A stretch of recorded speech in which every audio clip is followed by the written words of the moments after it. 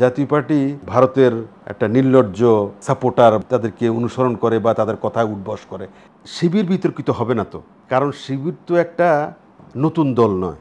আমাদের দেশের অধিকাংশ জনগোষ্ঠী মানুষ ইসলাম প্রিয়, ইসলাম ধর্ম অনুসারী। ইসলাম ধর্মে পরচর্চা খুবই গর্হিত একটা কাজ, ঠিক আছে? পরচর্চা ইসলামে একটা নিন্দনীয় কর্ম। তো এখন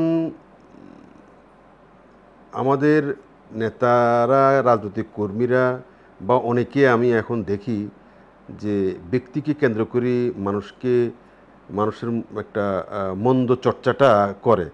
পরচর্চা এমনিতে পরচর্চা নেগেটিভ হোক আর পজিটিভ হোক, পরচর্চা একটা ভালো জিনিস না। আর নেগেটিভ হলে তো প্রশ্নই আসে না, উচিত না। এখন ফজলুর রহমান সাহেব যেভাবে গত কয়েকদিন থেকে আমি মিডিয়াতে, সামাজিক যোগাযোগ মাধ্যমে দেখলাম যে মোটামুটি বেশ ঝড় তুলে আছেন এবং একদম এটা বিভিন্ন সময় ভাইরাল হচ্ছেন। এখন ভাইরালের একটা জ্বর দেশে চলছে, ভাইরাল ফিভার। হ্যাঁ, এটা কি মানে ভাইরাল ফিভার, অনেকে ফিভারে পেয়ে বসছে কিনা আমি জানি না। তবে সাম্প্রতিক সময়ে ফজলুর রহমান সাহেব অনেকগুলো কথা বলছেন, যেগুলো অনেকগুলোতে মনে হচ্ছে যেন উনি মানে ওনার আচরণে বোঝা যাচ্ছে এরকম যে উনি মনে হচ্ছে কেউ প্রশ্ন করবে এভাবে যে সখী তুমি কার, সখী তুমি কার। এখন ওনার ইতিহাস আমরা অনেকেই জানি। উনি দীর্ঘদিন আওয়ামী রাজনীতির সাথে জড়িত ছিলেন।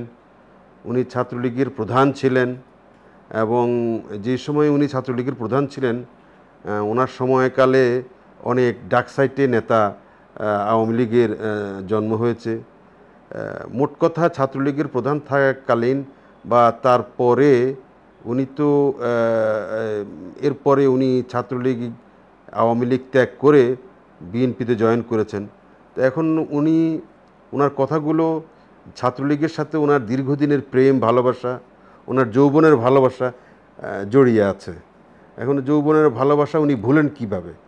এটাও তো একটা প্রশ্ন আসতেই পারে যে মানুষ তো যৌবনের ভালোবাসা ভুলতে পারে না। সেই থেকে কখনো কখনো ওনার কিছু উচ্চারণ, ওনার কিছু ভাষণ, ওনার কিছু বচন, ওনার কিছু কথাবার্তা আওয়ামী লীগের পক্ষে চলে যায়, আওয়ামী লীগের পক্ষ অবলম্বন করেন বলে মনে হয়। আবার যেহেতু উনি বিএনপিতে ছিলেন বা বিএনপি থেকে নির্বাচনও করেছেন, এখনও বিএনপিতে আছেন, বিএনপি চেয়ারপারসন উপদেষ্টা। তো বিএনপি নেতা হিসেবে বিএনপির পক্ষে কথা বলাটাই ওনার স্বাভাবিক। তো ওনার বক্তব্যে, বচনে, ওনার আপনার ডেলিভারেশনসে দুই ধরনের প্রতিক্রিয়া আছে। কখনো কখনো মনে হয় উনি এখনও আওয়ামী মাইন্ডেড, আবার কখনো কখনো মনে হয় যে উনি বিএনপি মাইন্ডেড। তো এ নিয়ে মানুষের মধ্যে একটা ধোঁয়াশা আছে। অনেকে বলে, ওনাকে মজা করে যে উনি দোয়াসলা উনি, হ্যাঁ, উনি সুযোগ বুঝে কোপ মারেন। উনি এখন এই মুহূর্তে অনেকে বলতে চান, মনে হয় যেন, আমি সত্য মিথ্যা আমি জানি না, যেহেতু পরচর্চা করা ঠিক নয়, কিন্তু মানুষ ওনার বক্তব্যের পরিপ্রেক্ষিতে মনে হচ্ছে যে উনি বিএনপির মধ্যে একটু হতাশার মধ্যে আছেন। ওনার মতো লোক, যিনি ছাত্রলীগের প্রধান ছিলেন, ডাকসাইটের নেতা, ছাত্র রাজনীতি করেছেন, যুব রাজনীতি করেছেন, তো উনি বিএনপির আরও গুরুত্বপূর্ণ পদে থাকার কথা, থাকা উচিত বলে মনে করতেন নিজেকে হয়তো। সেই হতাশা থেকে এই জাতীয় কোনো ওনারা উচ্চারণ হইতে পারে। আবার অনেকে মনে করেন যে উনি এখন মিডিয়ার যুগ, বিভিন্ন ধরনের এরকম বক্কর কথা বলে ভাইরাল হওয়ার একটা মানসিকতা আছে কিনা, সেটাও একটা বিষয় অনেকে ভাবছেন। যাই হোক, আমি অন্তত এগুলো নিয়ে নিজে কিছুই বলতে চাচ্ছি না, এটা ওনার নিজস্ব দৃষ্টিভঙ্গি। তবে একটা বিষয় আমার দৃষ্টি আকর্ষণ করেছে, উনি সাম্প্রতিক সময়ে বাংলাদেশের আলেম ওলামা, বাংলাদেশের আমাদের যে প্রাণপ্রিয় ধর্ম ইসলাম, ইসলামের অনুশাসন। সবচেয়ে বড় কথা, আমরা যে যে আলেম ওলামাদেরকে আমরা মাথার তাজ মনে করি, আমাদের গুরু মনে করি, এবং আমাদের তাদের কথাবার্তা তা আমাদের জন্য পাথেয়, এটা মনে করি। এবং আমরা আলেম ওলামাদেরকে নবী রাসূলদের উত্তরাধিকার মনে করি, ওয়ারাসাতুল আম্বিয়া মনে করি। সেই নবী রাসূলদের সম্পর্কে বা ইসলাম সম্পর্কে বা বাংলাদেশের যে প্রথিতযশা আলেম ওলামাদের সম্পর্কে ওনার কিছু কুরুচিপূর্ণ, ওনার কিছু আপনার আপনার অশোভন বা শ্রুতিকটু এমন কিছু বক্তব্য আমাদের ইসলাম প্রিয়, ধর্মপ্রাণ, তারপরে আপনার তৌহিদি জনতার কে আঘাত করেছে এবং আঘাত করার মতো কাজ করেছে। যেমন নাকি উনি আলেম ওলামাদের সম্পর্কে বলেছেন যে আলেম ওলামারা 500 টাকা দিলেই নাকি তাদের বক্তব্য পরিবর্তন করে ফেলেন। এটা খুবই গর্হিত কথা। এটা এটা এটা যদি কোনো আলেম করেও থাকে, সেটার জন্য উনি উপযুক্ত ব্যক্তি নয় এটার সমালোচনা করা। সেটার জন্য সমালোচনা করবে আরেক আলেম তার সেটার ভুল ধরিয়ে দিবে। সবচেয়ে বড় কথা হচ্ছে কখনো কখনো অনেক সত্য কথা বলা যায় না। যদি এটা সত্যও হয়ে থাকে, এটার প্রভাব সর্বব্যাপী। এটা একটা বিচ্ছিন্ন ঘটনা হয়তো হইতে পারে, কোনো আলেম ভুল করতে পারে, কোনো আলেম এরকম হয়তো পয়সার কাছে বিক্রি হইতে পারে, দিয়ে আমি অস্বীকার করি না। কিন্তু এটা গড়পট্টাভাবে আপনার পাইকারিভাবে এর আলেম ওলামাদেরকে এইভাবে অশ্রদ্ধা করা, অসম্মান করা এবং তাদের চরিত্র নিয়ে কথা বলা এবং তাদের চরিত্র হনন করা, এটা আমাদের ধর্মপ্রাণ মানুষ ভালো চোখে দেখে না, ভালোভাবে নেয় না। এই জন্য আমি মনে করি, অনেকের সাথে আমিও মনে করি যে উনি একজন দায়িত্বশীল ব্যক্তি হিসেবে, একজন দীর্ঘ পোড় খাওয়া রাজনৈতিক নেতা হিসেবে উনি এইভাবে ধর্ম নিয়ে আলেম ওলামাদেরকে নিয়ে এই জাতীয় বক্তব্য দিতে পারেন না। এটাকে বলবো আমি ওনার এটা রেকলেস বক্তব্য, এটা দেউলিয়াত্ব প্রকাশ করেছেন উনি। একজন দায়িত্বশীল এবং একজন অভিজ্ঞ রাজনৈতিক নেতা, যারা মানুষের সাথে থাকে, জনগণের সাথে থাকে, যারা জনগণের পালস বুঝে, তারা এই জাতীয় দেউলিয়া বক্তব্য, উদাসীন বক্তব্য দিতে পারেন না।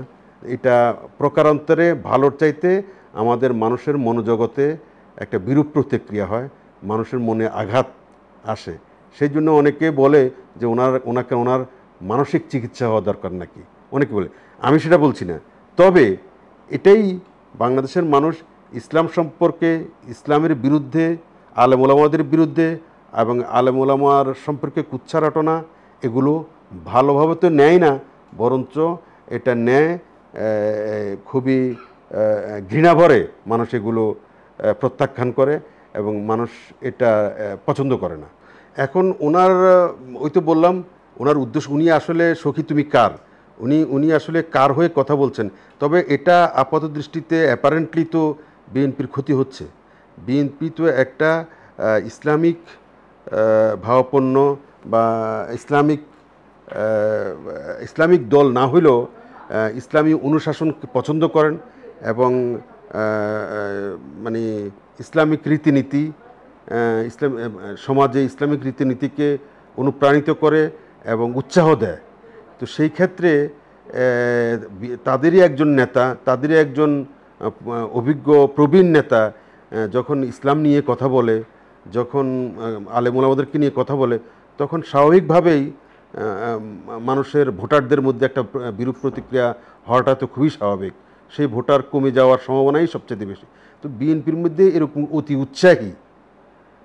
উৎসাহী কিছু লোক আছে, যারা এই বিএনপির যে মূল ধারা, মূল স্রোতধারার বাইরে গিয়ে এক ধরনের অতি বিপ্লবী, অতি বিএনপি এবং অতি আপনাকে বলবে তাত্ত্বিক হওয়ার একটা মানে চিন্তাভাবনা করে মানুষের মধ্যে একটা আগ্রহের সৃষ্টি করার একটা অপচেষ্টা করতে পারেন। কিন্তু চূড়ান্ত বিচারে এতে দলের ক্ষতি হয়, এটাই মানুষ মনে করে, এবং এটাই স্বাভাবিক। ভোটার, এতে করে ভোটারদের মধ্যে যেহেতু প্রভাব পড়ে, ভোট কমে যাওয়ার সম্ভাবনা থাকে, এটা অনেকে যে সন্দেহ করছেন আমি সঠিকই মনে করি এতে।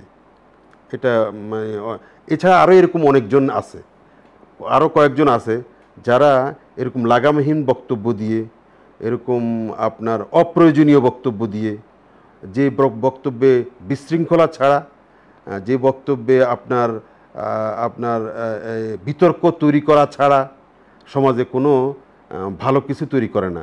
ভালো সমাজের সংহতি, ঐক্য বিনষ্ট হওয়ারই কথা এসব বক্তব্যে। এবং ইসলাম সম্পর্কে বিরূপ মন্তব্য করে না জেনে, এবং ইসলাম সম্পর্কে নিজের মন গড়া কথা বলে হয়তো সামাজিক মিডিয়াতে আলোচনার সূত্রপাত করা যায়, কিন্তু চূড়ান্ত বিচারের দিনের শেষে ইসলামের ক্ষতি হয়, এবং আলেম ওলামাদের সম্মানের ক্ষতি হয়। সর্বোপরি সমাজের ব্যালেন্সের মধ্যে একটা ইমব্যালেন্স তৈরি হওয়ার সম্ভাবনা দেখা দেয়, এবং সমাজে বিশৃঙ্খলা তৈরি হয়। এগুলো পরিত্যাগ করাই উচিত, এবং এতে করে মানে দলেরই লাভ। যে দলে উনি বিলং করেন সেই দলেরই মানে আমি মনে করি উপকার হবে যদি ওনার এই জাতীয় লাগামহীন বক্তব্য, কথাবার্তা যদি প্রতিহত করা যায় বা বন্ধ করা যায়। মাহফুজ আলমের বক্তব্য নিয়ে অনেক প্রশ্ন রয়েছে। আবার নাসিরউদ্দিন পাটোয়ারি নামে একজন আছেন এনসিপির, তিনিও ঠিক একই ভাষায় খোসাদার মতো বক্তব্য দিয়ে থাকেন। এগুলোকে আপনি কীভাবে দেখছেন? ছাত্র নেতা থেকে এখন মূল রাজনীতির নেতা হয়েছেন বটে, তাই বলে কি যা খুশিতে বলতে পারেন? এটা আমার কাছে ওনার বক্তব্যগুলো, সব ধরনের বক্তব্যগুলোকে ব্যালেন্সড বক্তব্য বলে আমার মনে হয় না, এবং দায়িত্বশীল বক্তব্য বলে মনে হয় না, এবং যেটা বলবো আমি এক ধরনের সস্তা স্ট্যান্ডবাজি কিনা সেটা আমার সন্দেহ হচ্ছে। এক ধরনের মিডিয়াতে, সোশ্যাল মিডিয়াতে, প্রিন্ট এবং ইলেকট্রনিক মিডিয়াতে জনগণের মধ্যে, মানুষের মধ্যে আলোচনায় থাকার একটা অপপ্রয়াস কিনা সেটাও ভাববার বিষয় আছে। আর সবচেয়ে বড় কথা হচ্ছে যে ওনাদের মতো এরকম তরুণ ছাত্র নেতাদের অনেক কিছু ভাববার বিষয় আছে। আর উনি এই জাতীয় কথা বলার, এরকম আস্ফালন করা, সমাজের অপরাপর রাজনৈতিক দলগুলোতে বা অনেক রাজনৈতিক নেতার মধ্যে অনেক দুষ্ত্রুটি থাকলেও থাকতে পারে, কিন্তু আপনি যত বড় নয় তত বড় কথা, এটাও আমাদের সমাজে সেইভাবে ভালোভাবে চোখে দেখে না। আপনি দেখেন, আপনি মানে পুত্র যতই জ্ঞানী গুণী বিদ্বান হোক না কেন, পিতার সামনে কিন্তু পুত্রই, পিতার সামনে সন্তান কিন্তু সন্তানই। সেই সন্তান যত বড়ই বিদ্বান, বিদুষী, মহিয়ান গরিয়ান হোক না কেন, পিতাকে সম্মান করা, পিতাকে সর্বোচ্চ আসনে দেওয়া, এটাই বাঙালি পিতারা, বাঙালি গুরুরা এবং আমাদের গুরুভক্তির এটাই প্রমাণ। সে তার বাইরে গিয়ে ওনারা যদি কিছু করেন, সেটা আমাদের সমাজে ভালো চোখে দেখে না। এখন উনি নয় শুধু, এই যে দুইজনের কথা আপনি বলছিলেন, বা এরকম অনেক তরুণ নেতারা আছে, যে তরুণ নেতারা এমন কিছু বক্তব্য দিয়ে থাকেন যেগুলো আমাদের মূলধারার রাজনৈতিক নেতা যারা আছেন, দীর্ঘদিন থেকে রাজনীতি করছেন, ওনাদের অনেক ত্রুটি যেমন আছে, অনেক কন্ট্রিবিউশন ওই দেশের রাজনীতিতে আছে। আপনি বাংলাদেশের রাজনৈতিক দলের নেতাদের আপনি মুণ্ডুপাত করবেন, তাদের সমালোচনা করবেন, তাদেরকে যা ইচ্ছা তাই বলবেন, তাদেরকে ফেল মারছে বলে আপনি মানে অশ্রদ্ধা করবেন, এটা যেমন গ্রহণযোগ্য নয়, এটা যেমন অনুচিত, এটা যেমন মানুষ ভালো চোখে দেখছে না, হ্যাঁ, এটাও সত্য যে এই জাতীয় নেতাদের, রাজনৈতিক নেতাদের বাংলাদেশের গঠন প্রক্রিয়া থেকে শুরু করে বাংলাদেশ তৈরি হওয়ার থেকে শুরু করে বাংলাদেশ আজকে এই পর্যায়ে আসার পেছনে এই আমাদের জাতীয় নেতাদের রাজনৈতিক দলের অবদান কি আপনি অস্বীকার করতে পারবেন? হ্যাঁ, এটা সত্য যে আরও অনেক কিছু করতে পারত, সেটা ব্যর্থ হইতে পারে, কিন্তু তাদেরকে আপনি বেমালুম তাদের অবদানকে ভুলে যাবেন, বেমালুম তাদেরকে অশ্রদ্ধা করবেন, হ্যাঁ, বেমালুম তাদেরকে আপনি নিজের উপরে স্থান দিবেন, আপনি নিজে যেটা করছেন এটাই শ্রেষ্ঠ, এটাই সর্বৈব সত্য, এরকম জ্ঞান করা আমার মনে হয় উচিত না। এবং এটা যারা মনে করে তারা ইতিহাসে অনেক দূর যাইতে পারে বলে মনে হয় না। আমাদের সামাজিক ব্যবস্থা সেটাকে অ্যালাউ করে না, আমাদের সমাজ সেটাকে অ্যালাউ করে না। আমাদের সমাজটা হচ্ছে অনেকটা মুরব্বী নির্ভর। ঠিক আছে, আপনার মুরব্বী, আপনার গুরু, সেটা আপনার চাইতে কম বুঝলেও, আপনার চাইতে কম অভিজ্ঞ হলেও, অপেক্ষাকৃত কম জ্ঞানী গুণী হলেও একজন মুরব্বী, একজন বয়োজ্যেষ্ঠ, একজন সিনিয়র নাগরিক, একজন সিনিয়র ব্যক্তি, তার দীর্ঘ অভিজ্ঞতা, তার বয়স, এটাই তার একমাত্র যোগ্যতা। এবং বয়স একটা বিরাট যোগ্যতা, আপনাকে এটা ভাবতে হবে, মানতেই হবে। একটা লোকের সিনিয়রিটি, একজন লোকের বয়োজ্যেষ্ঠতা, এটা একটা লোকের সবচেয়ে বড় যোগ্যতা। এটা পুঁথিগত বিদ্যায় এটা আসে না। পুঁথিগত বিদ্যা একটা হইতে পারে, একটা যোগ হইতে পারে, কিন্তু যিনি অনেক কিছু দেখেছেন, অনেক চড়াই উতরাই দেখেছেন, অনেক ইতিহাস দেখেছেন, অনেক দূর পথ হেঁটে এসেছেন, তার অভিজ্ঞতা অনেক বেশি এবং আনপ্যারালাল। সেটার সাথে আপনার পুঁথিগত বিদ্যার অনেক মিল হবে না এবং অনেক তুলনা হবে না। সুতরাং অভিজ্ঞতার এটার কোনো তুলনা হয় না, এটার কোনো আপনার অভিজ্ঞতা, এটার কোনো শেষ নেই। নাসিরউদ্দিন পাটোয়ারি আর মাহফুজ আলম সম্পর্কে আপনার মূল্যায়ন? যাদের মূল্যায়ন, তারা যদি এঁচড়ে পাকা ভাব দেখায়, তারা যদি সব জানতা ভাব দেখায়, তারা যদি এখনই জাতীয় নেতা হিসেবে নিজেদেরকে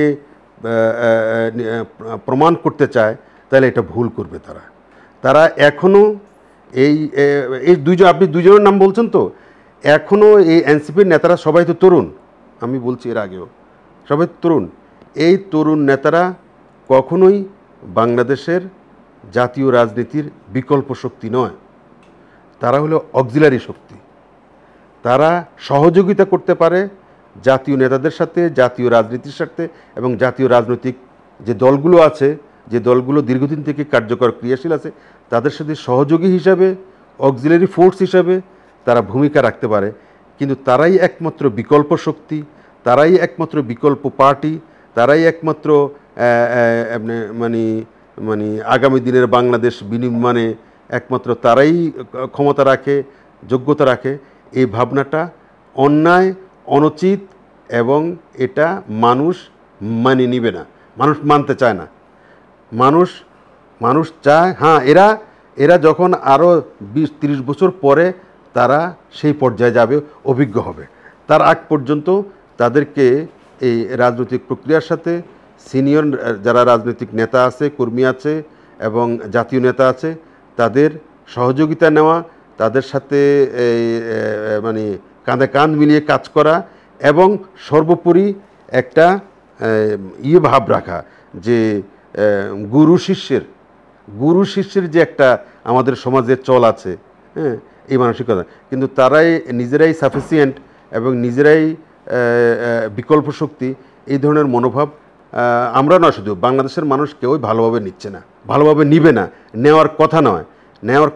এই জন্যই যে তাদের অভিজ্ঞতা, তাদের বয়স, এটা কোনোটাই অ্যালাউ করে না যে তারা যদি মনে করে যে তারাই রাজনৈতিক শক্তি হিসেবে বাংলাদেশে আগামী দিনে পথ দেখাবে, এবং পথ দেখাইতে পারে, কোনো অসুবিধা নেই, কিন্তু তাদের পথ দেখানোটাই সঠিক তারা যদি এটা মনে করে, তাহলে তারা বোকার স্বর্গে থাকবে এবং তারা ভুল করবে।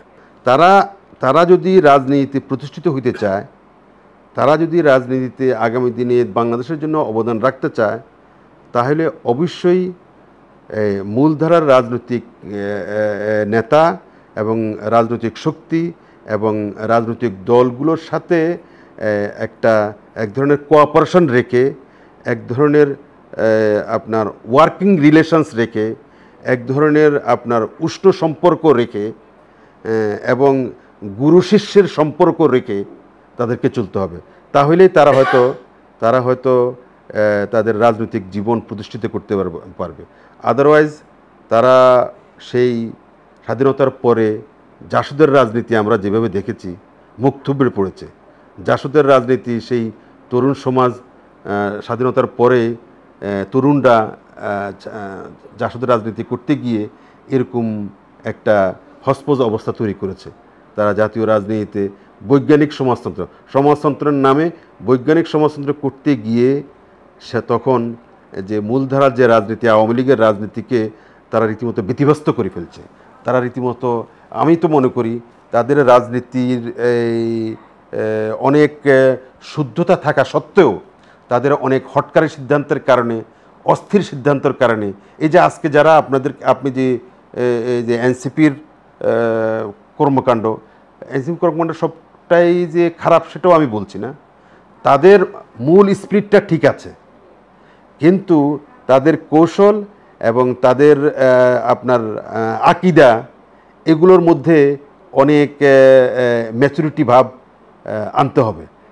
আর তারা যদি মনে করে এখনই তারা ম্যাচিউর হয়ে গেছে রাজনীতিতে, তাহলে তারা শুধু ভুল করবে না, তারা জাতির জন্য তাদের জন্য আত্মঘাতী অবস্থা তৈরি করবে এবং জাতির জন্য একটা অন্ধকারের পরিবেশ তৈরি করবে। সমালোচনা এটা খারাপ কিছু না। যে কোনো পক্ষে বিপক্ষে আলোচনা সমালোচনা হইতেই পারে, কথা সেটা না। এখানে অনেকগুলো রাজনৈতিক দল এখন হবে। এখন তো রাজনৈতিক দল গঠনের মৌসুম চলছে, ঠিক আছে। এটা তো আপনি যদি বলি, এখন যে কেউ রাজনৈতিক দলের একটা দোকান খুলে বসতেছে, এটা তো আমরা দেখছি, ঠিক আছে। এখন এই চূড়ান্ত বিচারে দিনের শেষে কয়টা রাজনৈতিক দল টিকবে এটা মানে এই মুহূর্তে বলা মুশকিল। কারণ রাজনৈতিক দল তো এটা এরকম নয় যে আপনি একটা ক্যাপসুল খাইলে পরদিন থেকে এটার অ্যাকশান শুরু হয়ে যাবে। ব্যাপারটা এরকম নয়। কিন্তু ব্যাপারটা হলো যে একটা রাজনৈতিক দল গঠন করবেন, গঠন করার পরে সেটার কর্মসূচি আপনি দিবেন, সেই কর্মসূচি মানুষের কাছে যাবে, সেই কর্মসূচি কি মানুষ সেটা বুঝার চেষ্টা করবে।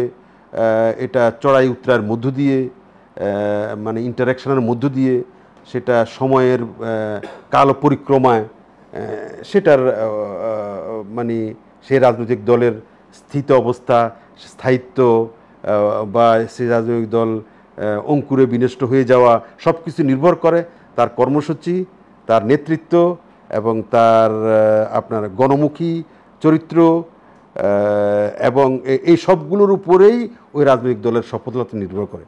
এখন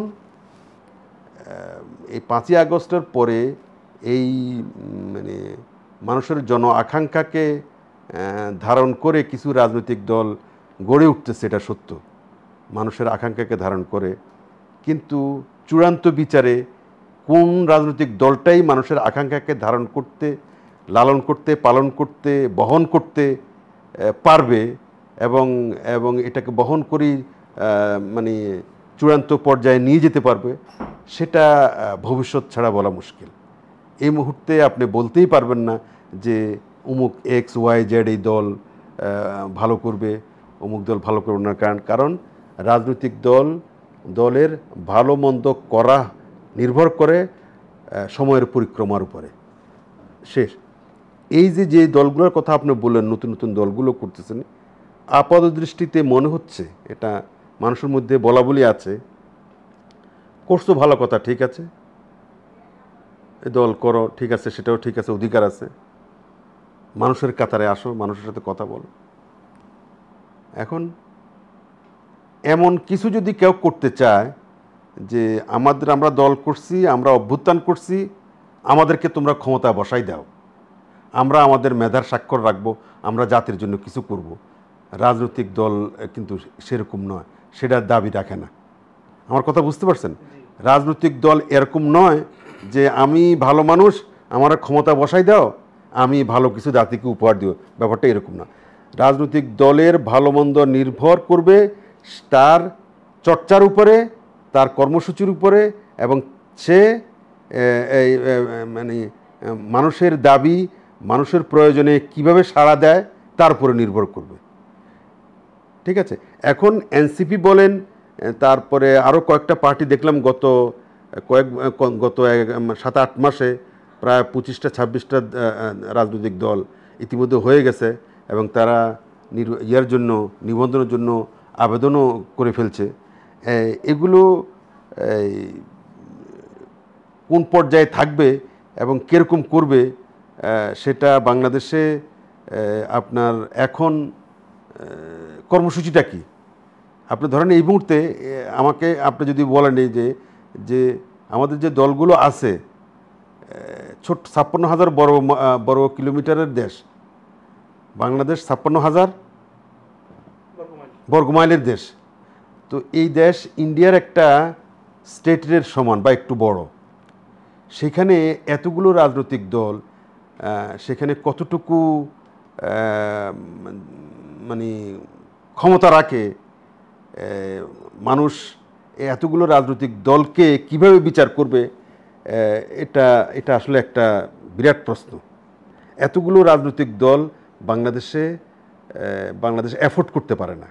শিবির বিতর্কিত হবে না তো, কারণ শিবির তো একটা নতুন দল নয়, অত্যন্ত একটা পুরাতন দল, একটা রেজিমেন্টেড ফোর্স এবং একটা আদর্শভিত্তিক দল, একটা ক্যাডার ভিত্তিক দল। যেই দলের আদর্শটা হচ্ছে এরকম, বাঁচলে গাজী, মরলে শহীদ। ঠিক আছে, তারা এরকম আদর্শ পোষণ করে। তারা মনে করে যদি আমরা দুনিয়াতে ভালো কিছু করতে পারি তাহলে দুনিয়াতে বেঁচে থাকলে আমরা গাজী, আর যদি আমরা এই ভালো কাজ করতে গিয়ে মারা যাই তাহলেও পরকালে আমরা বেহেশত। সুতরাং তাদের হারাবার কিছু নেই। এরকম একটা আদর্শ যারা ধারণ করে তারা মানে আপনি বলাই যায় বাংলাদেশে অপরাপর যে কটা ছাত্র সংগঠন আছে সবগুলোর চাইতে তাদের আদর্শ, উদ্দেশ্য, লক্ষ্য, মোটিভ অনেক অনেক অনেক বেশি উৎকৃষ্ট, শ্রেষ্ঠ। কারণটা কি?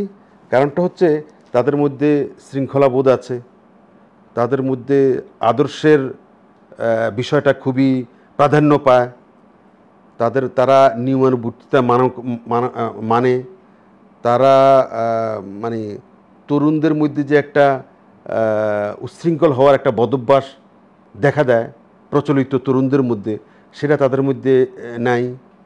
তারপরে তারা নেশাখোর নয়, তারা আপনার মানে যেটাকে বলি আমরা আমাদের সমাজে তরুণদের মধ্যে যে একটা তথাকথিত মানে প্রেম ঘটিত বিষয় যেগুলো নিয়ে এক ধরনের সমাজে, এটা খারাপ বলছি না আমি, কিন্তু তাদের মধ্যে এটা তারা খুবই চুজি এসব ব্যাপারে তারা খুবই চুজি। মোট কথা তারা মানে চারিত্রিক দিক থেকে তারা মানে খুব কষ্টি পাথরের মতো তারা পরীক্ষিত। এটা আমরা দীর্ঘদিন থেকে লক্ষ্য করেছি। আপনি যদি যে কটা ছাত্র সংগঠন বাংলাদেশে আছে সেই ছাত্র সংগঠনের মধ্যে একমাত্র শিবিরের যারা কর্মী নেতা আছে তাদেরকে অন্তত ছাত্র জীবনে আমরা তাদেরকে আদর্শ ছাত্র হিসেবে, আদর্শ তরুণ হিসেবে, আদর্শ যুবক হিসেবে এবং আমরা এটা বাংলাদেশে মানুষ তাদেরকে এই সার্টিফিকেট দিতে পারে। যাদেরকে এই সার্টিফিকেট সাধারণ মানুষ এইভাবে দিতে পারে তারা তো অন্তত তাদের মধ্যে যদি শতকরা 60 জনও যদি এই অবস্থায় তাদের পরবর্তী জীবনে এটাকে কাজে লাগাইতে পারে, পরবর্তী জীবনে এটার প্রতিফলন ঘটাইতে পারে, সেটাও তো যথেষ্ট, কম না তো। কিন্তু আমাদের তরুণরা যেখানে তো এখন বর্তমান তরুণরা বা আগের তরুণরা অনেক ক্ষেত্রে গড্ডা লেকে প্রবাহে গা ভাসায় দিচ্ছে, তারা যেখানে আপনার নেট দুনিয়াতে বিশেষ করে আপনার এখন যে আমাদের সামাজিক যোগাযোগ মাধ্যমের বদৌলতে যেভাবে আপনার মানে নেট দুনিয়াতে তারা নিজেদেরকে ভাসায় দিচ্ছে, এটা তো ছাত্র শিবিরের ছেলেমেয়েরা এরকম আমরা দেখছি না। আমি অনেক পিতামাতার সাথেও আলাপ করে লক্ষ্য করেছি, দেখেছি, হ্যাঁ, যে মায়ের যে পিতার সন্তান ছাত্র শিবির করে সে অনেকটা নির্ভার, অনেকটা সে চিন্তামুক্ত। তার সন্তান, তার ছেলে, তার মেয়ে উচ্ছন্নে যায় নাই। আর কিছু না হোক, তারা এটাতে সন্তুষ্ট তার সন্তানটা, তার কোনো বদভ্যাস নেই, তার কোনো নেশাখোর না, সে 5 ওয়াক্ত নামাজ পড়ে, সে ভালো কাজ করে। এই যে পিতামাতারা এগুলোই তো চায় প্রথমত, এগুলো এদের মধ্যে বেশি লক্ষ্য করা যায়। যেহেতু বেশি লক্ষ্য করা যায়, সেই ক্ষেত্রে আপাত দৃষ্টিতে আমরা তাদেরকে ভালো ছাড়া খারাপ তো এখনও বলতে পারতেছি না। হ্যাঁ, 2-4 জন থাকতে পারে, 2-4 জন তো উদাহরণ হইতে পারে না, কিন্তু অধিকাংশই লক্ষ্য করছি যে তারা আদর্শ তরুণ হিসেবে গড়ে উঠছে। তারা এমনকি এটাও তো আমরা লক্ষ্য করছি, তাদের মধ্যে সবচেয়ে মেধাবী ছেলেরাই তাদের মধ্যে আছে, সবচেয়ে মেধাবী। আমি তো লক্ষ্য করেছি ঢাকা বিশ্ববিদ্যালয় থেকে শুরু করি বিভিন্ন পাবলিক বিশ্ববিদ্যালয়, প্রাইভেট বিশ্ববিদ্যালয় ভর্তি পরীক্ষায় একদম প্রথম 10 জনের মধ্যে শিবিরের ছেলেমেয়েরা থাকে। এটা তো পরবর্তীতে বোঝা যাচ্ছে, আমরা দেখতেছি। তারপরে চাকরি ক্ষেত্রে অনেক সময় আপনি দেখেন বিসিএস পরীক্ষাতে, এগুলো তো পরবর্তীতে বোঝা যায়, বিসিএস পরীক্ষাতে যে মানে মেধা তালিকায় মানে শীর্ষস্থানের মধ্যে এদেরকে লক্ষ্য করা যায়। এবং যেই সরকারি কর্মকর্তা যার শিবিরের ব্যাকগ্রাউন্ড আছে, যে ছাত্র রাজনীতি শিবিরের ব্যাকগ্রাউন্ড আছে, সে অনেক বেশি সৎ, সে অনেক বেশি পিপল ওরিয়েন্টেড, সে অনেক বেশি দরদি, সে অনেক বেশি যোগ্য এবং অনেক বেশি মানুষের প্রতি দয়াশীল। এবং মানে সোজা কথা, সে ভালো অফিসার হিসেবে, ভালো সরকারি কর্মকর্তা হিসেবে সে তার মেধার স্বাক্ষর রাখতে পারতেছে, সততার স্বাক্ষর রাখতে পারতেছে। এটা তো আমরা সমাজে দেখছি। এবং যদি তুলনা করেন আপনি ছাত্র শিবিরের সাথে বা ছাত্র শিবিরের সাথে অন্যান্য রাজনৈতিক দলের ছাত্র সংগঠনগুলোর সাথে, আমি তো মনে করি অনেক ক্ষেত্রে তুলনাই হয় না। এরকম যদি বলি, আমি মনে হয় খুব বেশি বলা হবে না। কারণ মেধার দিক থেকে, সততার দিক থেকে, তারপরে আপনার যোগ্যতার দিক থেকে, চারিত্রিক বৈশিষ্ট্যের দিক থেকে, তারপরে শৃঙ্খলার দিক থেকে, নিয়মানুবর্তিতার দিক থেকে, যত ভালো ভার্চু আছে, ভাইস অ্যান্ড ভার্চু আমরা কথা বলি না, সমস্ত মানে ভার্চুজ, সমস্ত নিয়ম নীতি ভালো, যত ভালো আছে, ম্যাক্সিমাম ভালোগুলোই এদের মধ্যে আমরা লক্ষ্য করি। তো এরা যদি জাতীয় রাজনীতিতে যখন প্রবেশ করবে, এর যদি সিকিভাগও বাকি থাকে জাতীয় রাজনীতিতে, তাহলেও আমাদের জাতীয় রাজনীতিতে গুণগত একটা পরিবর্তনের তো সম্ভাবনাই দেখা দেয়। এটা আমরা আশা করতে পারি। যে ক্ষেত্রে আমাদের অন্যান্য রাজনৈতিক দলগুলোর যে ছাত্র সংগঠন, সেক্ষেত্রে আমাদেরকে তো অনেক ক্ষেত্রে হতাশা করে। যেখানে আমরা গত 18 বছর যে ছাত্রলীগের তো নমুনা দেখছি, তাদের অনেক অবদান থাকতে পারে, কিন্তু তারা সৎ লোক হিসেবে তো প্রতিষ্ঠিত না। তারা আপনার দুর্নীতিমুক্ত ছাত্র নেতা হিসেবে তো প্রতিষ্ঠিত নয়। তারা সৎ কর্মকর্তা হিসেবে তো প্রতিষ্ঠিত নয়। হ্যাঁ, তারা হয়তো যোগ্য আছে, তাদের মধ্যে অনেক যোগ্যতা আছে, কিন্তু বাংলাদেশের আর্থসামাজিক প্রেক্ষাপটে সবচেয়ে বেশি যে জিনিসটার প্রয়োজন, সেটা হলো সততা, সেটা হলো যোগ্যতা, সেটা হলো নিষ্ঠা, এবং সেটা হলো পরোপকারী মনোভাব। এই জিনিসগুলো আমাদের অনেক অভাব। এই জিনিসগুলোই ছাত্র শিবির এবং এই আপনার জামাতের যে রাজনীতি যারা করে, ইসলামিক রাজনীতি যারা করে, তাদের মধ্যে আমরা অনেক বেশি লক্ষ্য করি। এটা আমি তো মনে করি বাংলাদেশে আলেম ওলামাদের মধ্যে প্রচুর আলেম ওলামারা এরকম আছেন, হ্যাঁ, যারা তাদেরকে যদি কোনো প্রতিষ্ঠানের দায়িত্ব দেওয়া হয়, তারা অনেক বেশি ভালো করবে আপনার সেই সাধারণ শিক্ষায় শিক্ষিত যারা, তাদের চাইতে, আমি তো মনে করি। কারণ আমাদের এই মুহূর্তে বাংলাদেশের জাতীয় জীবনে সবচেয়ে যে জিনিসটার ঘাটতি আছে, সেটা হলো সততা। এই সততাই একমাত্র আমাদের, নাহলে আমাদের সব কিছু কম বেশ আছে। সততা যদি থাকে, তাহলে জাতি অনেক দূর এগিয়ে যাবে। না, আমার বিশ্লেষণ হচ্ছে জামাত তো আপনারা জানেন জামাত একটা খুবই স্ট্র্যাটেজিস্ট, খুবই একটা কৌশলী রাজনৈতিক দল।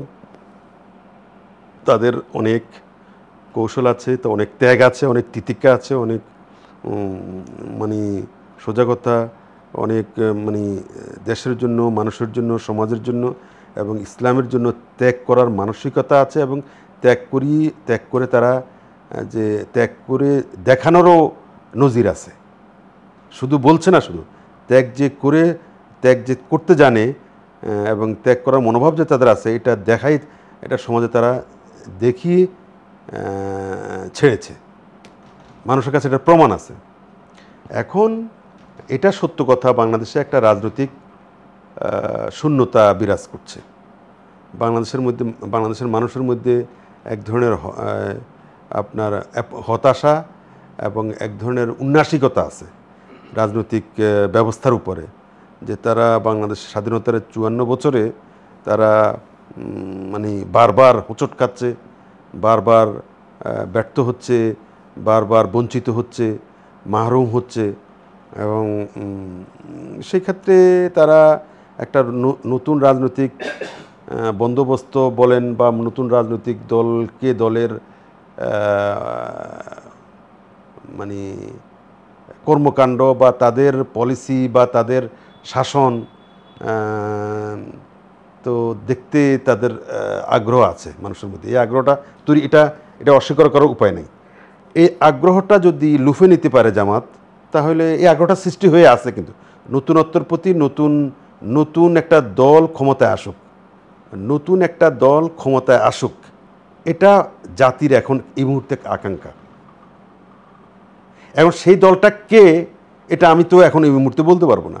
তবে নতুন একটা দল, নতুন একটা শক্তি এবং নতুন একটা ব্যবস্থা মানুষকে পরিচালিত করুক, মানুষকে দিক নির্দেশনা দেখ এবং জাতিকে শাসন করুক, এটা চাচ্ছে। পুরান কোনো শাসন ব্যবস্থা তারা খুব একটা মনে হচ্ছে না। এখন যদি না হয় তাহলে পুরান অগত্যা মধুসূদন মানে কোনো তো উপায় নাই। এখন ব্যবস্থা তো খালি থাকতে পারে না, শূন্যস্থান তো শূন্য থাকতে পারে না, এটা পূরণ করতে হবে। সেই ক্ষেত্রে মানুষ বিকল্প হিসেবে যদি কাউকে না পায়, কোনো দলকে না পায়, কোনো শক্তিকে না পায়, তখন যেমন আছে সেই ব্যবস্থার মধ্যে মন্দের ভালো হিসেবে কাউকে হয়তো বেছে নেবে। কিন্তু মানুষের তীব্র আকাঙ্ক্ষা আছে নতুনত্বের প্রতি, নতুন দলের প্রতি। নতুন দল মানে ওই চক্কুমিয়ার দল, মার্কার দল না। নতুন দল মানে শক্তিশালী দল। নতুন দল মানে হলো পরীক্ষিত দল। নতুন দল মানে হচ্ছে যাদের জনবেশ, জনভিত্তি, জন আকাঙ্ক্ষা এবং চাহিদা আছে, এরকম দল। এখন নতুন দল বলতে অনেকে বোঝায় যে কালকে একজন দল গঠিত হয়েছে, তাকে দিয়ে মানুষ মাতামাতি করবে, তা না। তাহলে মানুষ দেখতে চায় যাদের শক্তি আছে, ক্ষমতা আছে, যারা মানুষের ভার নিতে পারবে, দায়িত্ব নিতে পারবে, এরকম একটা দলকে তারা চায়। তো জামাত এমন একটা দল, যেহেতু তাদের খুবই পুরনো একটা দল, তারা বাংলাদেশের রাজনীতিতে খুব শক্তিশালী ভূমিকা দীর্ঘদিন থেকে রেখে আসছে। জনগণের কাছে তারা পরীক্ষা বারবার দিছে এবং প্রত্যেক পরীক্ষাতে তারা কম বেশ জয়ী হয়েছে।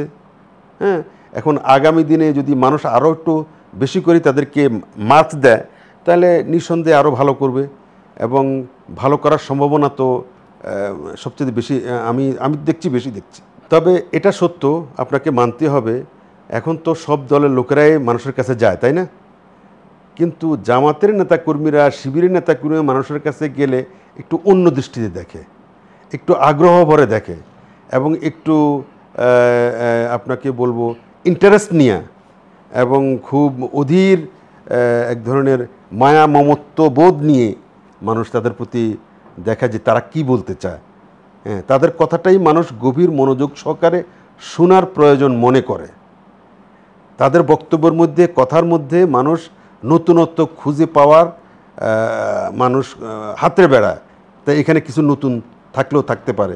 আর যে দলগুলো যাচ্ছে মানুষের কাছে, মানুষ সেটাকে ট্রেডিশনাল বলেই মনে করতেছে। এটা আসার জন্য আসে, বলার জন্য বলছে, দেখার জন্য দেখছে। দেখেন, আমি একটা উদাহরণ দেই। মনে করেন কোনো এক বন্যা আক্রান্ত এলাকাতে আপনি আওয়ামী লীগের লোকেরাও যায়, বিএনপির লোকেরাও যায়, জাতীয় পার্টির লোকেরাও যায়, ত্রাণ নিয়ে যায়, এনসিপির লোকেরাও যায়, আরও অন্যান্য দল যার যার ক্ষমতা অনুযায়ী সেই বন্যা দুর্গত এলাকাতে আপনার গিয়ে মানুষের সাথে কথাবার্তা বলে কিছু ত্রাণ সামগ্রী দিয়ে আসে। এই যে ত্রাণ তৎপরতার মধ্যে একটা রাজনীতি লুকায়িত আছে মানুষ, এবং সেখানে যদি জামাতের লোকেরাও যায়, মানুষ জামাতের যে তৎপরতাটা, তাদের যে ত্রাণ বিতরণের বা ত্রাণ দেওয়ার যে ওয়ে, ত্রাণ দেওয়ার এবং মানুষের সাথে কথা বলার এবং যে পদ্ধতিতে তারা ত্রাণ দেয়, যেভাবে তারা মানুষের কাছে পৌঁছায়, এটার মধ্যে মানুষ এক ধরনের নতুনত্ব খুঁজে পায়। আর যে দলগুলো যায় ত্রাণ নিয়ে, তারা সেটার মধ্যে একটা ট্রেডিশনাল গতানুগতিক ধারা দেখতে পায়। কিন্তু একমাত্র আপনারা লক্ষ্য করে থাকবেন, একমাত্র জামাতের ধারাটাকে, জামাতের ত্রাণ দেওয়ার ধারা, জামাতের মানুষের কাছে পৌঁছানোর পদ্ধতি, তারপরে এমনকি জামাতের এবং শিবিরের মানুষের কাছে ভোট চাওয়ার যে একটা পদ্ধতি, সেটাকেও মানুষ আগ্রহ ভরে দেখে, আগ্রহ ভরে তাদের সাথে দুদণ্ড কথা বলার প্রয়োজনীয়তাটা অনুভব করে। আর সমস্ত দলগুলোর তাদের কথাও শুনে, কিন্তু তাদের কথার মধ্যে তাদের কথাগুলো শোনার বা মনোযোগ দেওয়ার তাড়াবোধ করে না খুব একটা। তারা মনে করে এটা তো গতানুগতিক, এটা দেখে আসছি আমরা গত 50 বছর, বন্যা দুর্গতির সময় বা প্রয়োজনে অপ্রয়োজনে রাজনৈতিক দলের নেতারা কর্মীরা আমাদের কাছে আসবে যাবে, এক একজনের এক এক মতলব খুঁজে। কিন্তু জামাতের আর শিবিরের লোকরা যদি মানুষের বিপদে আপদে ঝাঁপায় পড়ে, সেখানে মানুষ খুব একটা মতলব খুঁজে বলে আমি অন্তত মনে করি না। তারা ভাবে যে এরা সত্যিকার অর্থে রাজনৈতিক কর্মী, রাজনৈতিক নেতা, এটা তারা তাদের ভাইয়ের বোনের খোঁজ নেওয়ার জন্য এসছে, এবং তারা এটাকে দায়িত্ব মনে করে, তারা এটাকে সওয়াবের কাজ মনে করে, তারা এটা পরকালের পাথেয় হবে এটা মনে করে, এবং দুনিয়াতে তারা মনে করে তাদের দুনিয়া এবং আখিরাত দুইটাই তাদের মানে লাভ হবে। এই দৃষ্টিকোণ থেকে সাধারণ মানুষ তাদেরকে দেখে। আমি এইটা বলার অর্থটা হচ্ছে এটাই যে জামাতের রাজনীতি, শিবিরের রাজনীতি এবং তাদের মানুষের কাছে তাদের যাওয়া, আর অপর রাজনৈতিক দলগুলো মানুষের কাছে যাওয়া, পৌঁছা, তাদের কাছে খোঁজখবর নেওয়া, দুটার মধ্যে মানুষ খুব পার্থক্য খুঁজে পায়, এবং মানুষ পার্থক্য বুঝে, এবং মানুষ দুইটার মধ্যে এক ধরনের রেখাপাত করতে পারে। তারা এক গ্রুপকে মনে করে এটা ট্রেডিশনাল, আর গ্রুপকে মনে করে না এটা নন ট্রেডিশনাল। এক গ্রুপকে মনে করে এরা লোক দেখানো কাজ করে, এরা আমাদেরকে লোক দেখানোর জন্য আসছে, আর গ্রুপকে মনে করে না সত্যিকার অর্থে আমাদের সুখে দুঃখে আমাদের পাশে থাকার জন্য আসছে। সুতরাং এটা একটা মৌলিক বিহেভিয়ারাল চেঞ্জ বলে আমি মনে করি। মানুষ এইভাবে দেখে না। দালালি তো করছে, এটা তো সত্য। আপনার বিএনপির মতো একটা দল, তারা তো বিপ্লবী দল না, তারা তো রেভলিউশনারি দল না। তারা ক্ষমতা যাইতে চায়, আর ক্ষমতা যাইতে হলে অনেক আপোষ করতে হয়। এমনও তো কথা উঠতেছে না শুধু, এবং সত্যতাও আছে। তারা ইন্ডিয়ার দালাল, ভারতের দালাল, তারপরে তারা আওয়ামী লীগের দালাল। তো যেগুলো যা রটে তা তো বটে। আওয়ামী লীগের দালাল কেন হবে না? তারা যতটা না ইন্ডিয়াকে ভয় করে, যা তারা মানে দালালি করে, তার চাইতে বেশি দালালি এই মুহূর্তে আওয়ামী লীগের করবে, এটাই স্বাভাবিক। কারণটা হচ্ছে কি জানেন? কারণ তারা আওয়ামী লীগের বেশি ভয় পাইবে এখন। তারা মনে করতেছে তাদের চিরদিন, তাদের তো চিরশত্রু আওয়ামী লীগের চিরশত্রু বিএনপির চিরশত্রু আওয়ামী লীগ। আবার একজন ছাড়া একজন চলতেও পারে না। তারা শত্রু তুমি, বন্ধু তুমি আমার সাধনা, একটা গান আছে না বিখ্যাত? হ্যাঁ, আওয়ামী লীগ আর বিএনপির বেলায় এটা খুবই সত্য কথা। বন্ধু তুমি, শত্রু তুমি আমার সাধনা। ওই আওয়ামী লীগ ছাড়া বিএনপি চলে না, বিএনপি ছাড়া আওয়ামী লীগ চলবে না। এটা কিন্তু জিনিসটা সত্য। কারণটা হচ্ছে এখানে আমি আগেও আপনার এক শোতে বলছিলাম যে আওয়ামী লীগ এবং বিএনপির মধ্যে একটা অলিখিত এবং অদেখা একটা চুক্তি আছে, যেটা কোনো লিখিত না, এটা একটা চার্টার মতো আছে। সেটা কি? সেটা হচ্ছে যে তারা তাদের মনস্তত্ত্বের জগতে তারা মনে করতেছে যে আমরা দুই দলই মূলত এই দেশের মা বাপ, এই দেশের মা বাপ আমরা দুই দল, এই দেশের ভাগ্য নিয়ন্তা আমরা দুই দলই। সুতরাং তুমি 15-16 বছর আমার খুব অত্যাচার করছো, তো তোমার সেই অত্যাচারটা আমি করব না। আমি তোমাকে মনে করাই দিতে চাই যে তুমি এটা ঠিক করো নাই, তুমি এটা ঠিক করো নাই। উদার রাজনৈতিক দল তো বিএনপি, এই জন্য তাদেরকে ক্ষমা করে দেয়। কারণ বিএনপি ক্ষমা করে দেওয়ার ঐতিহ্য আছে। বিএনপি এর আগেও জিয়াউর রহমান ক্ষমা করে দিছে ইয়াকে, আওয়ামী লীগরে ক্ষমা করে দিয়ে বড় ধরনের মানে জিল্লতি ভোগ করছে বিএনপি। হ্যাঁ, সে যাই হোক, সেখান থেকে বিএনপি শিক্ষা নেয় নাই। তারপরেও বিএনপি মনে করতেছে যে আওয়ামী লীগের সাথে একটা ভালো সম্পর্ক রেখে তাদেরকে যদি আগামীতে চলা যায়, তারা ক্ষমতায় যাইতে পারবে। সেই ক্ষেত্রে তারা মূলত থ্রেট মনে করে জামাতকে, তারা মূলত ইসলামিক ফোর্সগুলোকে থ্রেট মনে করে।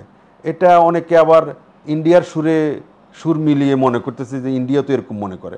ওই তো তারা এক ঢিলে দুই পাখি মারতে চায়, তারা একদিকে মানে এক ঢিলে দুই পাখি মারতে চায়। একদিকে জামাতকে এবং ইসলামিক দলগুলোকে খুব একটা প্রশ্রয় না দিয়ে, খুব একটা আশকারা না দিয়ে ভারতকে খুশি করে রাখতে চাইতে পারে, এটা একটা তাদের কৌশল হইতে পারে। আরেকটা হলো আভ্যন্তরীণ রাজনীতিতে আওয়ামী লীগ যেহেতু এই মুহূর্তে খুব সুবিধা করতে পারবে না, তাদের প্রচুর সুইং ভোট বা তাদের কিছু ভোট যদি তারা কাউন্ট করতে পারে, টানতে পারে, তাহলে তাদের জন্য সেখানে ইসলামিক দলগুলো বা জামাতকে তারা সহজেই কুপঘাত করতে পারবে রাজনৈতিকভাবে, এবং ভোটের মাঠে তাদেরকে পরাজিত করতে পারবে। এই ধরনের একটা কৌশল থাকলেও থাকতে পারে। সুতরাং মানে আপনার সাথে অনেকের সাথে আমিও একমত যে তারা যতটা না এই মুহূর্তে ভারতকে শত্রু মনে করে, তার চেয়ে বেশি শত্রু মনে করে তারা আপনার জামাতকে বা ইসলামিক দলগুলোকে। কারণ ইসলামিক দলগুলোর যদি শনয় শনয় উত্থান হয়, তাহলে এটা বিএনপির জন্য ক্ষতিকর, বিএনপির রাজনীতির জন্য ক্ষতিকর, এবং বিএনপির উদার রাজনৈতিক দলের চর্চা করে সেই ক্ষেত্রে তারা অনেক ছেদ পড়তে পারে এবং তাদের ভোটে এটা বিরাট নেগেটিভ প্রভাব পড়তে পারে বলে তাদের টার্গেট এখন এই মুহূর্তে হয়তো ইন্ডিয়া নয়, যেটা যেটা যেটা দেখা যায় না, কিন্তু এটা তো দেখা যায়। এটা আরেকটা দিক আছে। আওয়ামী লীগের নেতারা এখন সব তো হয় এক্সাইল, নতুবা মানে আত্মপলাতক, হ্যাঁ, মানে যে সেলফ এক্সাইল, ঠিক আছে। এখন কি করতেছে তারা, বিএনপির মতো একটা উদার রাজনৈতিক দল যারা নিয়মতান্ত্রিক রাজনীতিতে বিশ্বাস করে, যারা আন্দোলন সংগ্রাম আওয়ামী লীগের অর্থে সেভাবে করতে পারে না বা করবে না, তাদের সেই ঐতিহ্য নাই। আওয়ামী লীগ যদি এই মুহূর্তে আন্ডারগ্রাউন্ড চলে যায়, যেহেতু তাদের কর্মকাণ্ড নিষিদ্ধ করা হয়েছে, তারা যদি আন্ডারগ্রাউন্ড চলে যায়, যেহেতু তারা অনেক বেশি অ্যাগ্রেসিভ রাজনৈতিক দল হিসেবে, আওয়ামী লীগ কিন্তু অনেক বেশি অ্যাগ্রেসিভ এবং অনেক বেশি আপনার অ্যাক্টিভ এবং অনেক বেশি দক্ষ এবং অনেক বেশি চৌকস আন্দোলনের দিক থেকে, এবং অনেক বেশি তারা কৌশলী, মানে আপনার যেটাকে বলে আপনাকে হিংসাত্মক, ধ্বংসাত্মক, তারপরে ত্রাসের রাজনীতি, এগুলো তো আওয়ামী লীগ সিদ্ধহস্ত।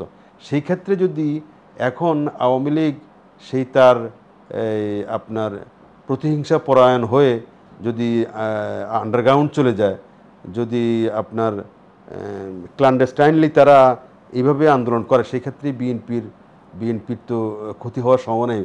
বিএনপির যে ক্ষমতা যাওয়ার যে একটা হাতছানি দিচ্ছে বিএনপিকে, সেটা ব্যাহত হইতে পারে।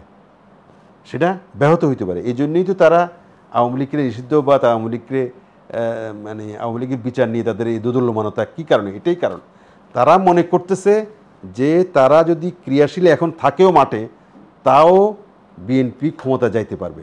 সুতরাং তারা ওই বদনামিটা কেন নিবে যে আওয়ামী লীগ ছাড়া তারা নির্বাচিত হয়ে আসছে? আওয়ামী লীগের একটা দল, বড় দল নির্বাচন করে তাদেরকে হারে আমরা নির্বাচিত হয়ে আসছি, এটা তারা জাতির কাছে এবং বিশ্বের কাছে দেখাইতে চায়।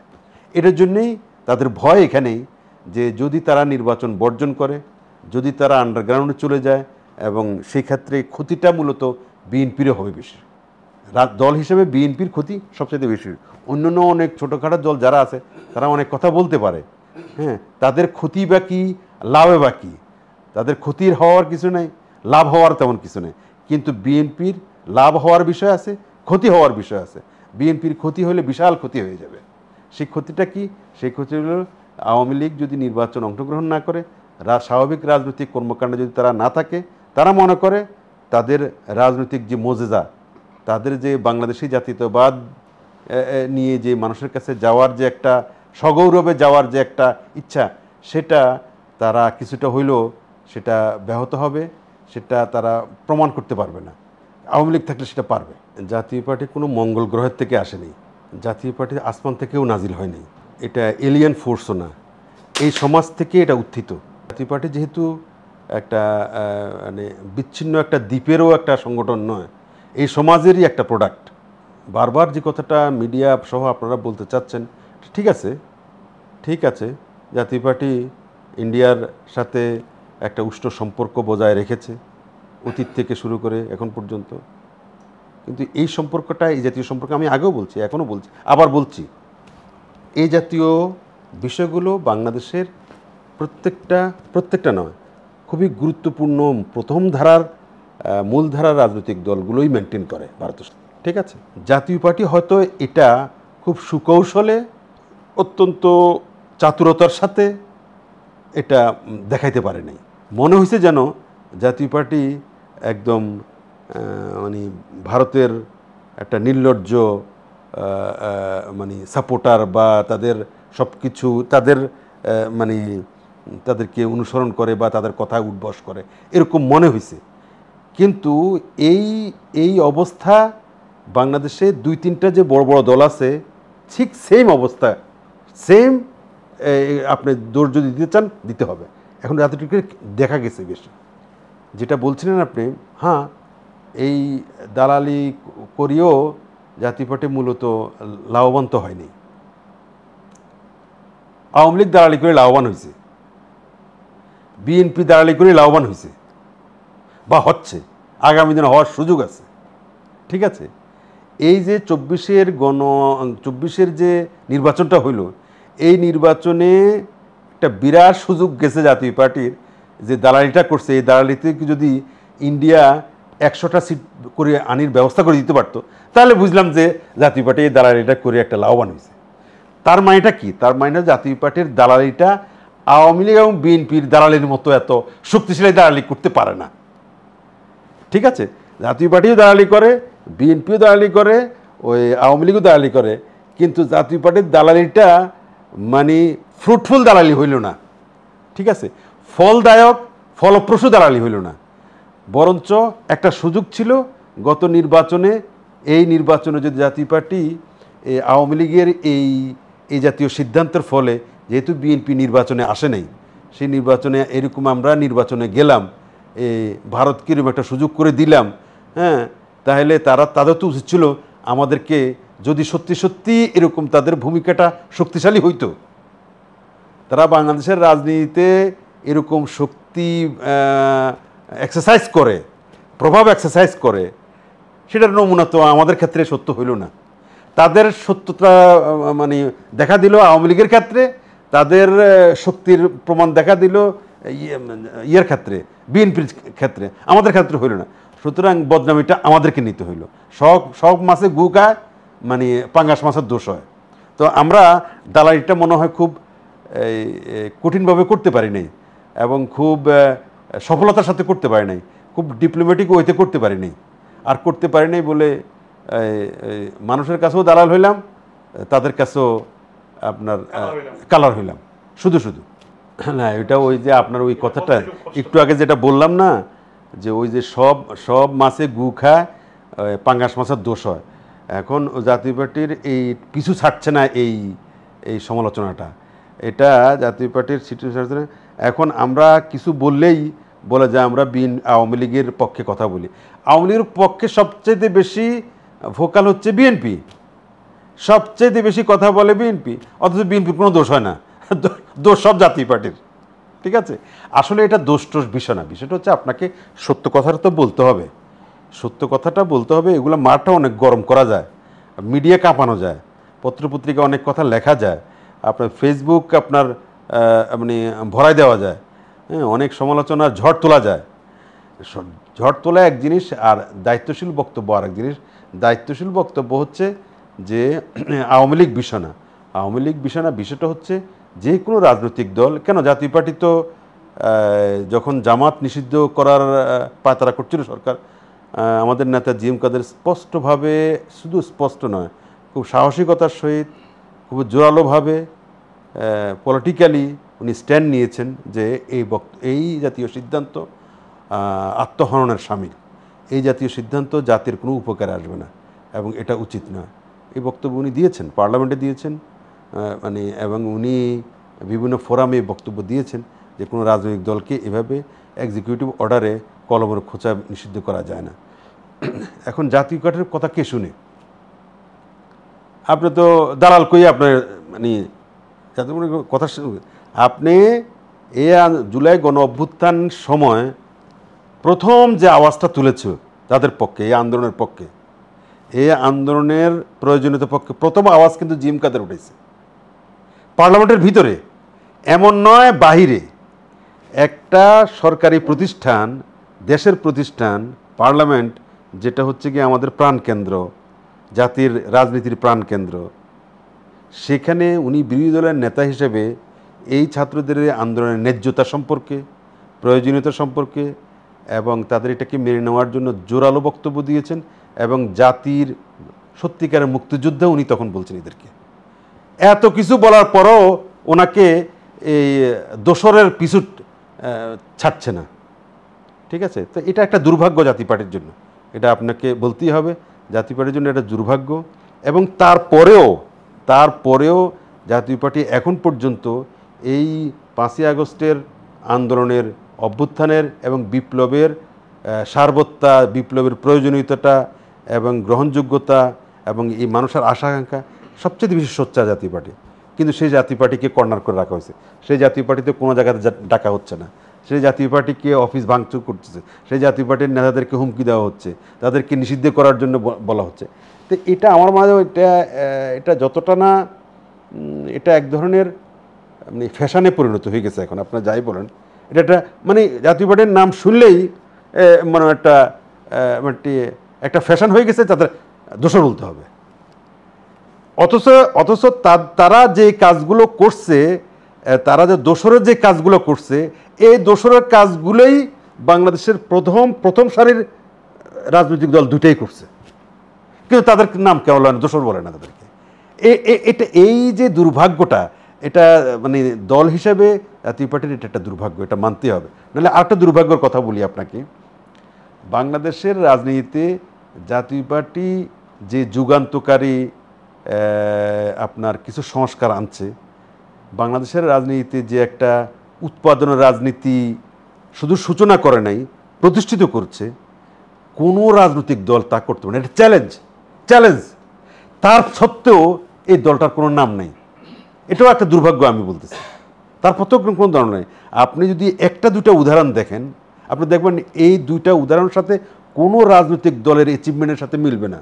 আপনি একটাই ধরেন, এই যে উপজেলা পদ্ধতি জাতীয় পার্টি সৃষ্টি করছে, এটার সাথে আপনি ধরেন তো এরকম একটা সংস্কার কোনো রাজনৈতিক দল আনতে পারছে কিনা?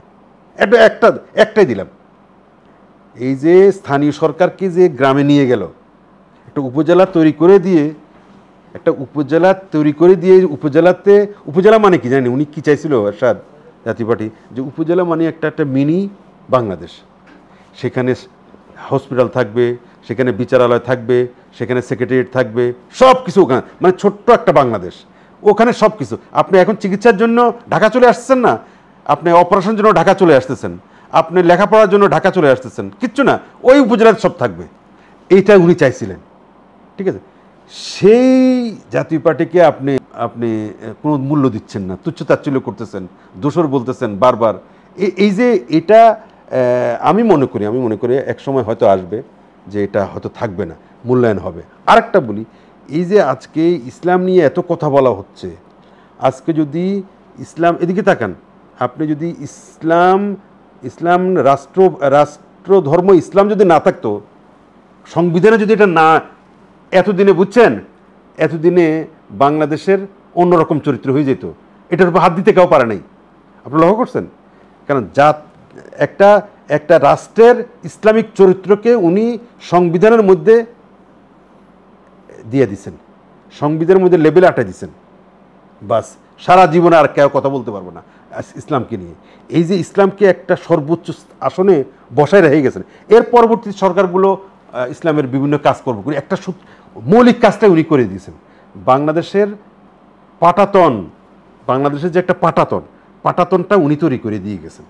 সেই রাষ্ট্রধর্ম ইসলামটা করে দিয়া আর উপজেলা সিস্টেম চালু করে দিয়ে বাংলাদেশের ফাউন্ডেশনটাই উনি বানিয়ে দিয়েছেন। এই ফাউন্ডেশন তার পরবর্তী সরকারগুলো বাড়াবে, কমাবে, শক্ত করবে, সলিড করবে, এটা পরবর্তী সরকারগুলোর দায়িত্ব। কিন্তু মৌলিক কাজটা উনি করে গেছেন। এ সত্ত্বেও, এটা যেটা বলতেছি, তা সত্ত্বেও জাতীয় পার্টির এই যে বদনামটা ঘুচলো না। এখন আমি সেটা কতদিন থাকবে আমি জানি না। তবে ইতিহাস বলে, বা যে ইতিহাস জাতীয় পার্টির রাষ্ট্র পরিচালনার ক্ষেত্রে আছে, সেই ইতিহাস যদি জনগণ মূল্যায়ন একদিন হয়তো করতেও পারে, সেটার জন্য জাতীয় পার্টি অপেক্ষা করছে, আর কিছু না। এখন এই সমস্ত বদনাম, হয়তো যে বদনামগুলো এখন হচ্ছে দোষর হিসাবে, এগুলো একদিন হয়তো মানুষ বুঝে আমাদের কর্মকাণ্ডকে মূল্যায়ন করে হয়তো সেটার থেকে উত্তরণ ঘটতে পারে, এই আশায় আমরা আছি। এবং জাতীয় পার্টির নেতৃত্ব আছে, তারা মনে করছে তারা জনগণের কাছে যাওয়ার তাদের মানে কর্মসূচি আছে।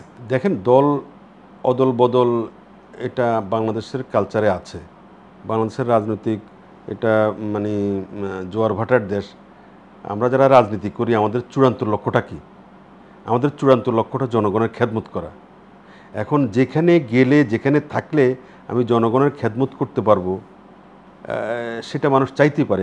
কখনো কোনো সেটা রং হইতে পারে, কখনো সেটা ভুল হইতে পারে, কিন্তু মানুষের চাওয়া তো রং না, ভুল না। আমি চাইতেই পারি, বা আমি মনে করতে পারি যে আমি যদি এই দলে থাকি তাহলে আমি মানুষকে বেশি সার্ভিস দিতে পারবো, সমাজকে বেশি খেদমত করতে পারবো, মানুষের জন্য কিছু করতে পারবো। আর যদি অন্য দলে থাকি তাহলে আমি পারবো না। এই দৃষ্টিভঙ্গি থেকে হয়তো একসময় আমি মনে করেছিলাম, আমি বিএনপির রাজনীতি করেছি 5 বছর, এটা সত্য। আমি 5 বছর আমি ম্যাডাম খালেদা জিয়ার হাত ধরেই আমি বিএনপিতে ছিলাম 5 বছর। তো আবার আমার কাছে মনে হয়েছে যে বিএনপির রাজনীতি করে আমি নিজের জন্য কিছু করতে পারছি না, এবং জনগণের জন্য কোনো কিছু করার সুযোগ আমার নাই। এটা আমি মনে করছি। হইতে পারে আমি রং, হইতে পারে আমার ভুল। তো আমি মনে করেছি যদি আমি জাতীয় পার্টিতে আবার ফিরে যাই, তাহলে আমার হয়তো জনগণের জন্য কিছু করার, তাদের খেদমত করার, তাদের জন্য, তরুণ সমাজের জন্য কিছু করার, বিশেষ করে আপনার অবহেলিত, নির্যাতিত, নিপীড়িত সাধারণ মানুষের জন্য কিছু করার একটা সুযোগ তৈরি হবে। সেই আশায় হয়তো আমি আবার ফেরত আসছি, কিন্তু সেটাও ব্যর্থ হইতে পারে। রাজনীতি তো উত্থান পতন হয়। আপনি আজকে যেটাকে সঠিক মনে করেন, কালকে সেটা ব্যাঠিক, কালকে যেটা ব্যাঠিক মনে করেন, পরশুদিন সেটা সঠিক। এটা হইতে পারে, সময়ে বলে দিবে কি করবে না করবে। সুতরাং আমরা সময়ের দিকে চাই থাকতে হবে। বিএনপি 5 বছর করে আমি আমার চাকরি হারাইছি। যদি আপনি বলেন 5 বছর যখন তখন আওয়ামী লীগ ক্ষমতায়, তো 5 বছর আমি বিএনপি করছি। সেই সময়টাতে মানে আমার কর্তৃপক্ষের কাছে ব্যাপকভাবে সরকারি দলের লোকদের পক্ষ থেকে বলা হয়েছে যে তোমার লোক কি করে বিরোধী দল করে। আমি তো একটা এম্বাসিতে চাকরি করতাম, তো আমার মানে এম্বাসির কর্তৃপক্ষ, অ্যাম্বাসেডারকে বলা হইতো, মানে সেটা একদম অফিসিয়ালি বলা হইতো যে আপনার স্টাফ, আপনার কর্মকর্তা কিভাবে একটা বিরোধী দল করে, সে করবে সরকারি দল, সে কিভাবে বিরোধী দল করে। তো আপনারা জানেন যে বিশেষ করে আরব দেশের লোকেরা আরব অ্যাম্বাসির যারা কর্মরত থাকেন সেই ডিপ্লোমেটরা সাধারণত বিরোধী দল পছন্দ কম করে, তারা সরকারি দলের সাথে কাজ করতে স্বাচ্ছন্দ্য বোধ করে।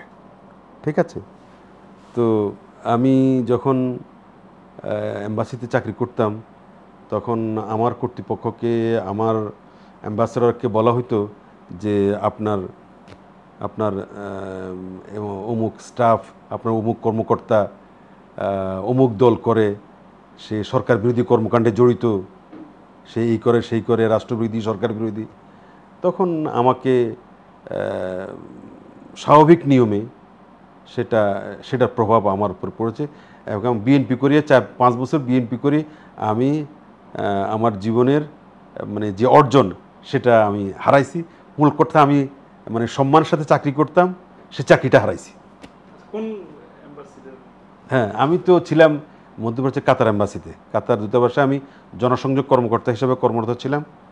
তো আমি যখন বিএনপি করি বলে তারা জানতে পারছে এবং অফিসিয়ালি বলা হয়েছে যে তার বিরুদ্ধে অ্যাকশান নেওয়া হোক, সেটা শিকার আমি হয়ে গেছি।